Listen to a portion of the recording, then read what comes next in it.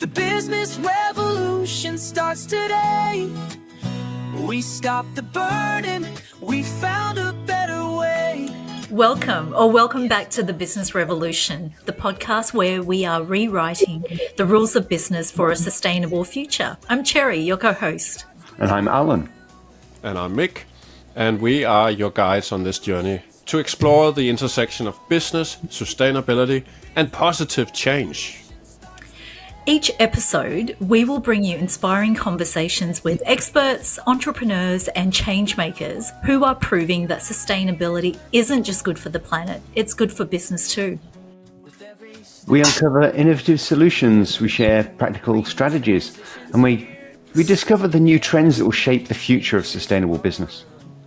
So whether you are a seasoned CEO, a budding entrepreneur, or simply curious about how to make a difference, you've come to the right place here.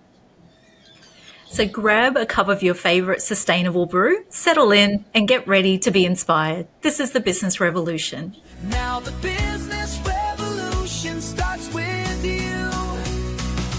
The business revolution starts today. In this episode, we're going to explore the exciting frontier of sustainable agriculture and renewable energy, and how innovative technology is transforming the way we grow food. And to help us explore this intersection of farming, technology, and environmental stewardship, we're excited to welcome Stephen Todd. Stephen is the founder and CEO of Volt Pharma, a company at the forefront of bringing cutting-edge renewable energy solutions to the agricultural sector. With a deep passion for sustainable farming practices and a keen eye for technological innovation, Stephen is empowering farmers to reduce their environmental footprint, cut costs, and build more resilient operations. He's driving a quiet revolution in rural Australia, proving that profitable farming and planetary health can go hand in hand. Welcome, Stephen, to the Business Revolution. Thank you for having me. Stephen, could you share your story behind Volt Pharma? So, what's your core mission and how are you bringing renewable energy solutions to the agricultural sector? We describe our activities as being regenerative. So we essentially go into communities, identify the opportunities, work with the existing experts in the area.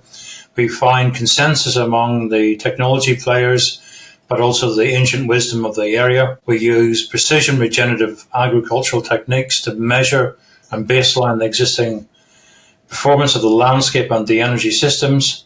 And then using AI-based systems, we create outcomes, because they're called actionable insights from that data. So it all sounds very cold and clinical, but it's actually about using ancient wisdom. And a lot of the ancient farming cultures that we actually deal with use an intuitive basis when they're managing the landscape. When they walk onto a farm, they can feel whether it's in tune or whether it's out of tune. And to give you a basic example, you walk onto a farm, if the soil feels soft underfoot, it's likely full of biological activity. If you're very quiet, as a lot of the older farmers will be, you can hear the birds and the insects, so that's a bioindicator. And you're basically feeling the vibration. Now, with modern technology, we can start to put measurement onto that using bioacoustics, actually listening to what the landscape's telling us and looking for trends in that landscape. So we look at a whole system. We actually basically design the system like an ecologically balanced tropic cascade. So we're looking at what's pushing what's the best way to actually live in harmony to produce what you want and long-term productive assets for the owner. That's wonderful. Talking about, obviously you're educating us, we're not farmers, and there's so much in there.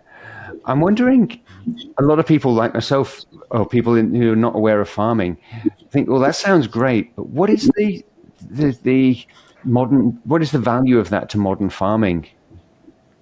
There's a couple of big reasons. One is to increase the carrying capacity of your farm.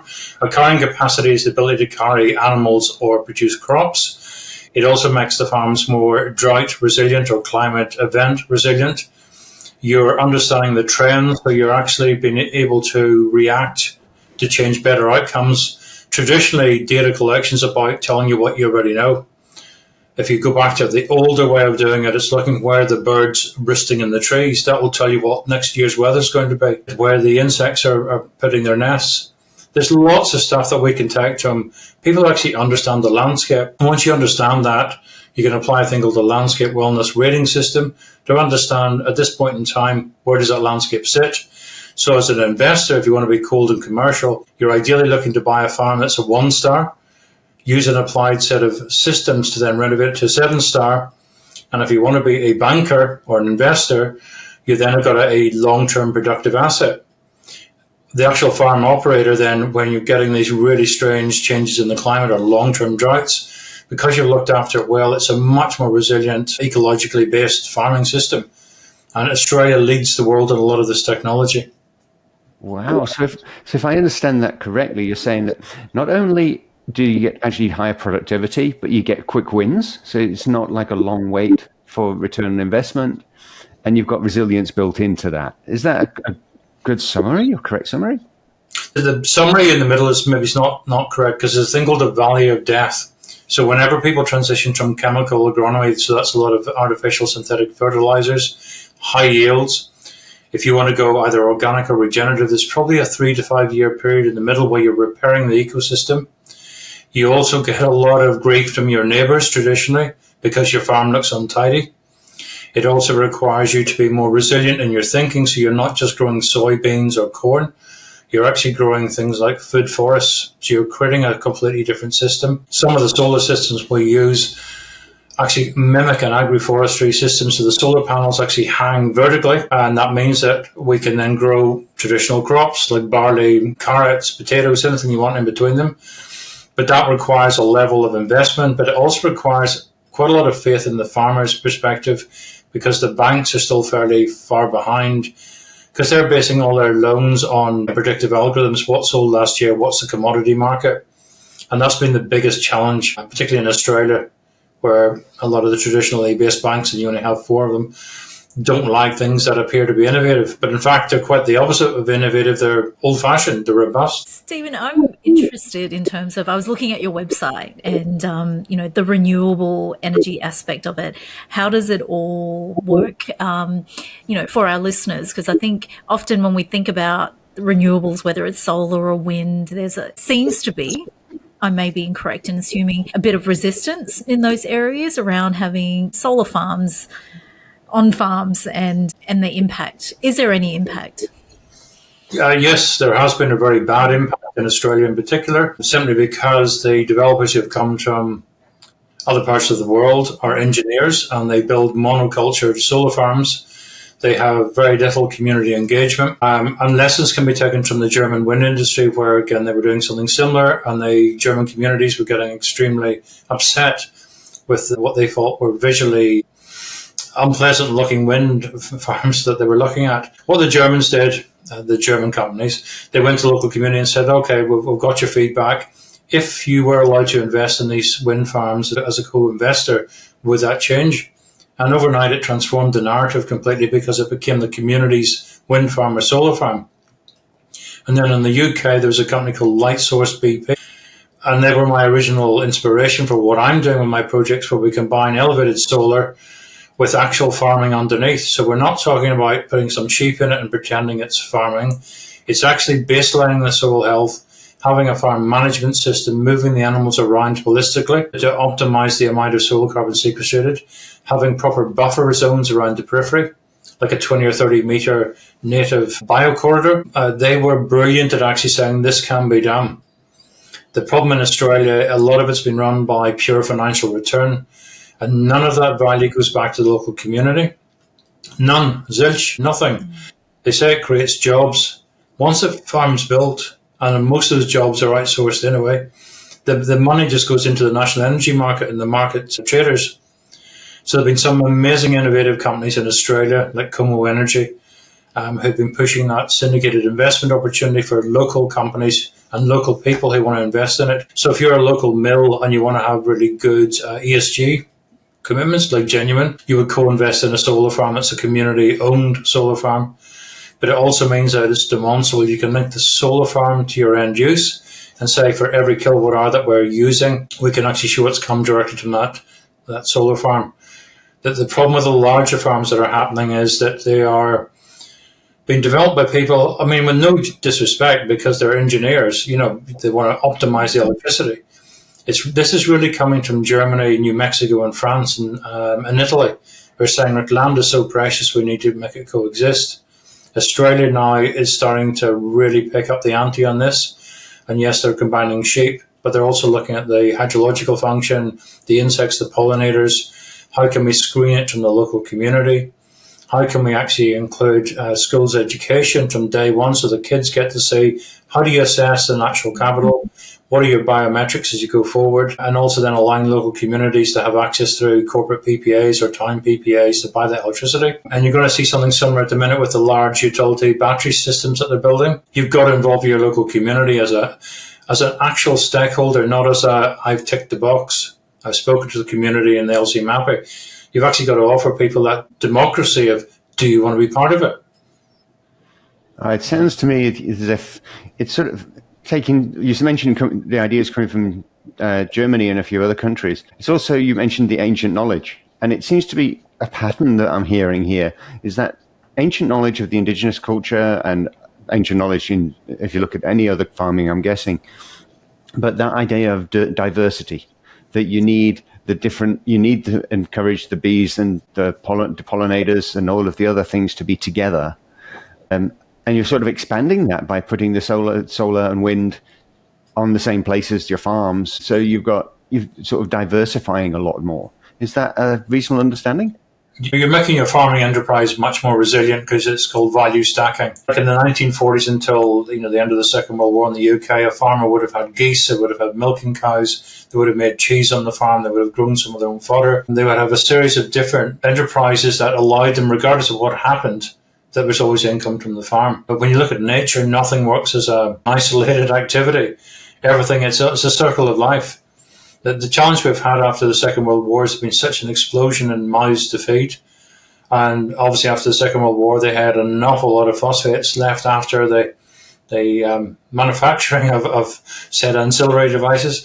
So they had to come up with some way of using it. And the problem is now you've got people addicted to chemical inputs.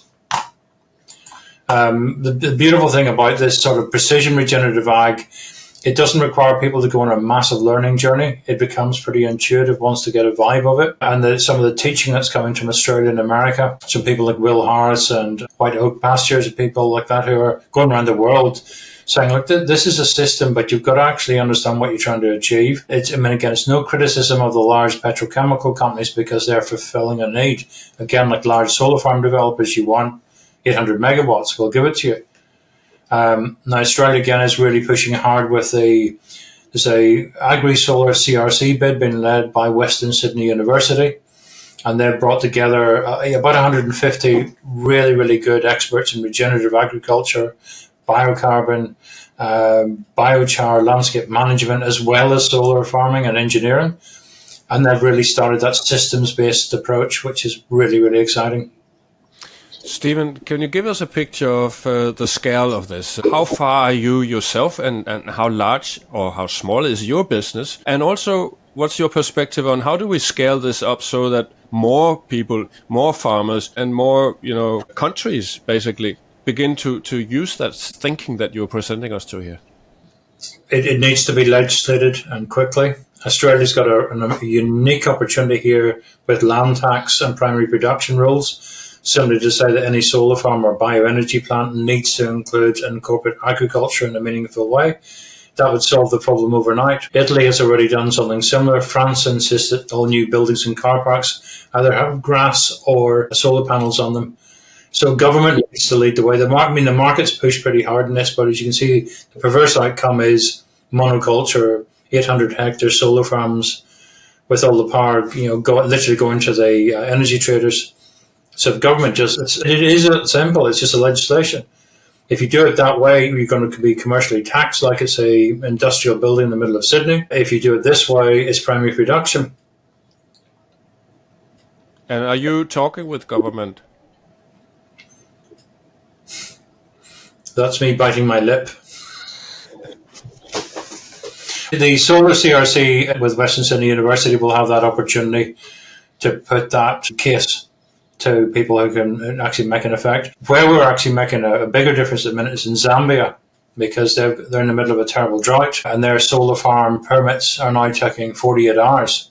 A solar farm in Australia can take you between 7 to 10 years to get permits and get actually on the ground. So it can be done. They've realised that because 84% of their electricity comes from hydroelectric, we've got no water, we've got no electricity, 22 hours a day with no power. They've got 60% of their communities under 25. Young, excited people on iPhones, Samsungs, using AI, are really connected to the interweb of knowledge, going, we want to do something different. So they contacted me last year and said, we've seen what you're doing in Australia. Can you come and do something with us? So we looked at what they were doing, and we quickly realized that the agriculture we can bring, the systems we can bring, the education, the digital twins, the immediate plugging in of a solar and battery system creates that power directly to Lusaka and Livingston. And we've been very well received, and they've been incredibly good at co-design, leaning in, seeing how they can help. They have been very open to the carbon farming. They've been very open to the food forests, very, very open to collaboration with Australia and Denmark, of all places. Europe, believe it or not, Denmark, Sweden, UK, Ireland, Scotland are all pushing into Zambia, because there's a lot of really clever people who are keen to actually make a difference with their careers.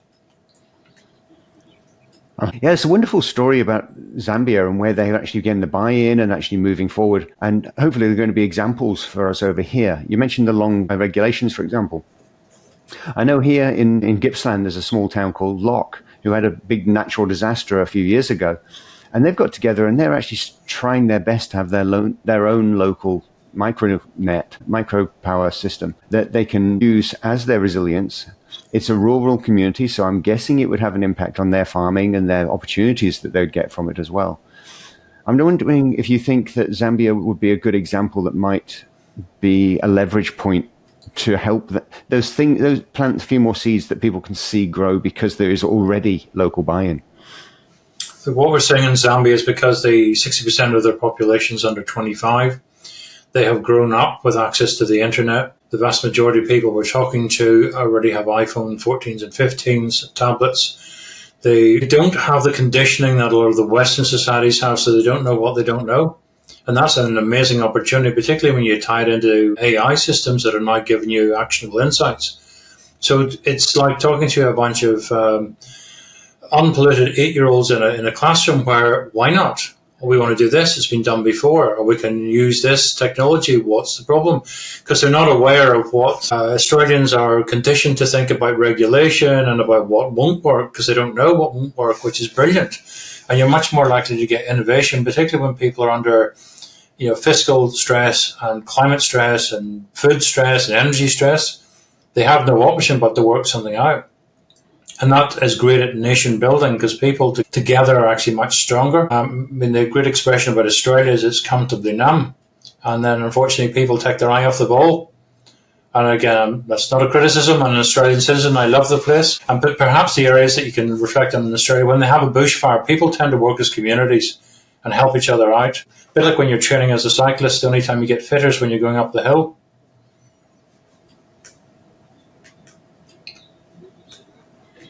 Stephen, you mentioned AI there before, and I want to explore this with you a little bit, because I think it's such an interesting space we're in.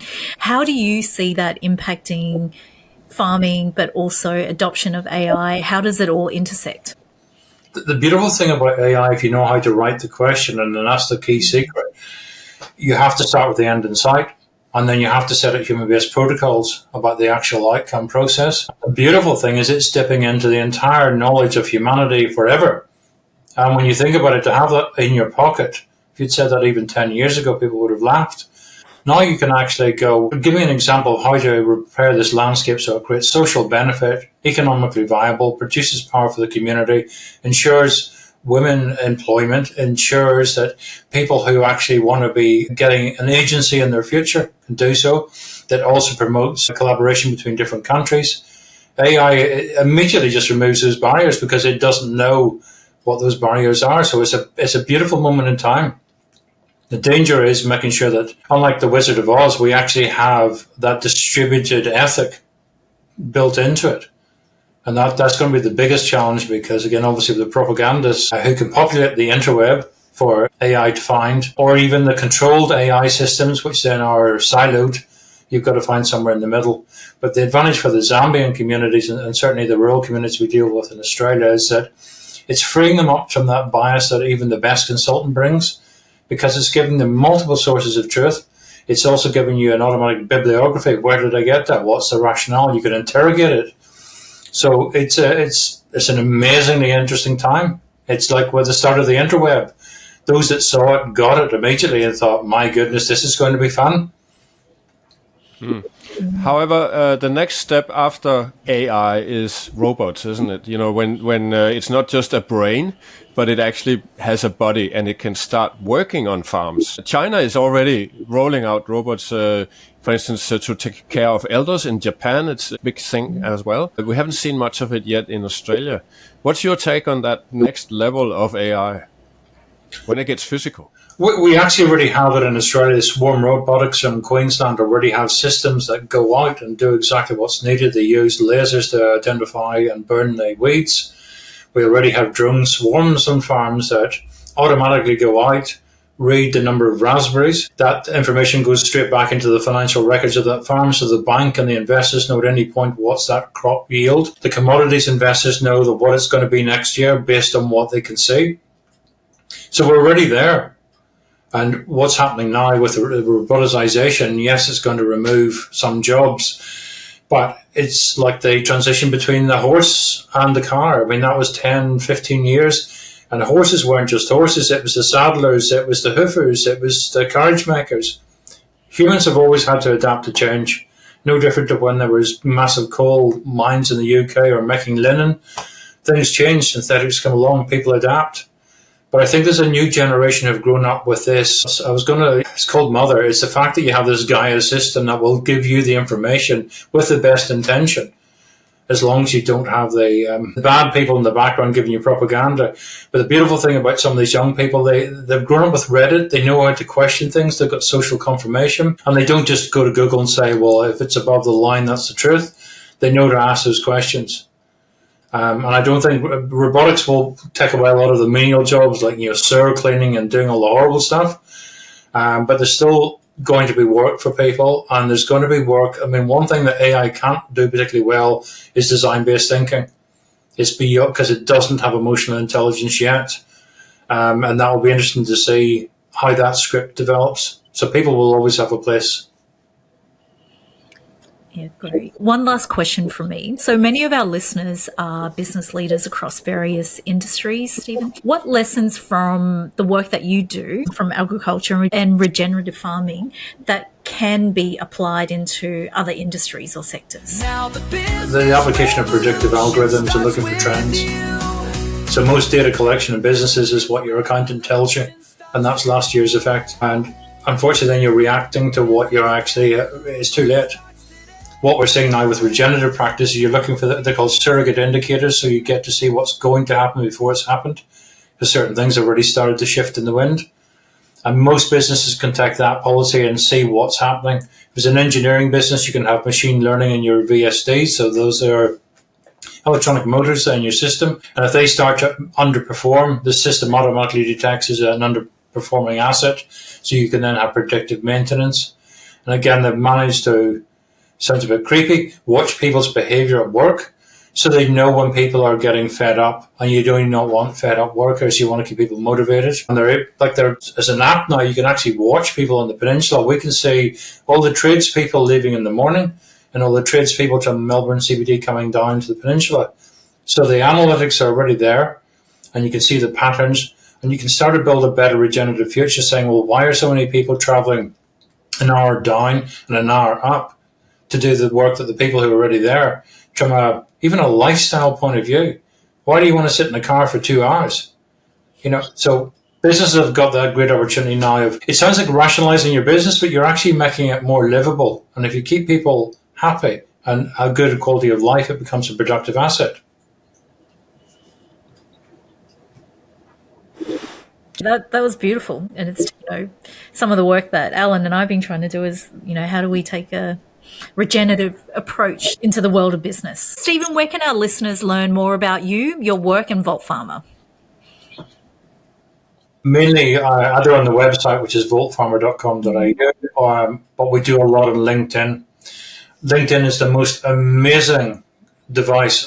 We have had so many conversations from people that are totally unrelated to what we're doing, who said, we work in the medical sector, we've got predictive algorithms to spot health issues. We want to talk to you about using predictive algorithms in landscaping to identify how farmers can predict the water's drying up, or the algae levels or the biological oxygen demand of the water's changed, which means there must be pollution. And it's a great way of meeting, engineers, environmentalists, ethical people who want to talk about weird and wonderful stuff, because they get inspiration. And when you have two people in a conversation, a third voice turns up. It's one that you weren't expecting. And LinkedIn is great because you tend not to get negative comments. It's generally people going, that's fascinating, tell me more. Or we're working with oil transport ships, and how we've reduced our carbon footprint is making sure that we wait until the tide's at the highest level, then we overfill the boat, and we've saved 20%. So you get to share these amazing insights from other industries that you would never have come across. Oh, that's brilliant. We'll make sure we'll add your LinkedIn page so people can follow that and connect with you as well, Stephen. Thank you. And that's a wrap for this episode of The Business Revolution. We hope you have enjoyed diving deep into the world of business and sustainability with us. As you can see, the world of business and sustainability is not just business as usual. It's a broader thing across farming and the community. So remember, the revolution doesn't end there. It's up to each and every one of us to take the knowledge and inspiration from today's episode and turn it into action. And whether that action is implementing sustainable practices in your own business or advocating for change in your community, every single step counts towards building a better future for us all. And don't forget to visit our website at businessrevolution.earth for more resources, past episodes, and ways to get involved. And if you enjoyed today's episode, be sure to subscribe, rate, and review The Business Revolution on your favorite podcast platform. Your feedback helps us reach more listeners and amplify our impact. Thank you for joining us on this journey of transformation together. We hope we can revolutionize the way we do business and create a world that is truly sustainable for the generations to come. Stay tuned for insights, inspiration, and actionable steps to help reshape the way we all do business for a better tomorrow. So until next time, keep innovating, keep inspiring, and keep pushing for positive change for a brighter tomorrow. This is Cherry. I'm Mick. And Alan, signing off. The Business Revolution starts with you.